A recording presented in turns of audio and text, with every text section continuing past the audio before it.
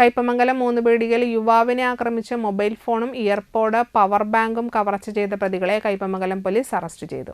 ചാവക്കാട് എടക്കഴിയൂർ സ്വദേശി ഐനിപ്പള്ളി വീട്ടിൽ നികേഷ്, ചാവക്കാട് മതിലകത്ത് വീട്ടിൽ നിസാമുദ്ദീൻ, ചാവക്കാട് തിരുവത്ര സ്വദേശി മേത്തി വീട്ടിൽ മുഹമ്മദ് മുർഷാദ് എന്നിവരെയാണ് അറസ്റ്റ് ചെയ്തത്.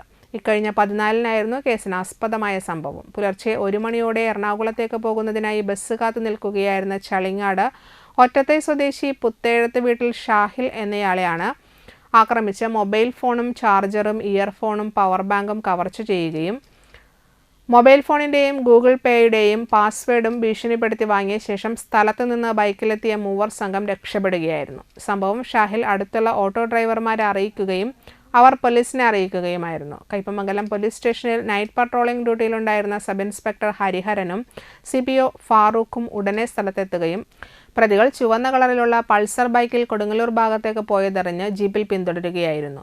പ്രതികളുടെ വാഹനം നിർത്താൻ ആവശ്യപ്പെട്ടെങ്കിലും നിർത്താതെ അമിതവേഗയിൽ ഓടിച്ചു പോയതിനെ തുടർന്ന് കൊടുങ്ങല്ലൂർ പോലീസ് സ്റ്റേഷനിലേക്ക് വിവരം കൈമാറുകയായിരുന്നു. കൊടുങ്ങല്ലൂർ വടക്കേ നടയിലെ വളവിൽ വെച്ച് 2 സ്റ്റേഷൻ ജീപ്പുകളും കൂടി പ്രതികളെ വളഞ്ഞ് കസ്റ്റഡിയിലെടുക്കുകയും ചെയ്തു. സാഹിലിന്റെ പരാതിയിൽ പ്രതികൾക്കെതിരെ ആയുധം ഉപയോഗിച്ച് ദേഹോപദ്രവം ഏൽപ്പിക്കൽ, ഭീഷണിപ്പെടുത്തൽ, കവർച്ച എന്നീ കുറ്റങ്ങൾ ചുമത്തി കേസെടുത്തു. നടപടിക്രമങ്ങൾ പൂർത്തിയാക്കി പ്രതികളെ റിമാൻഡ് ചെയ്തു.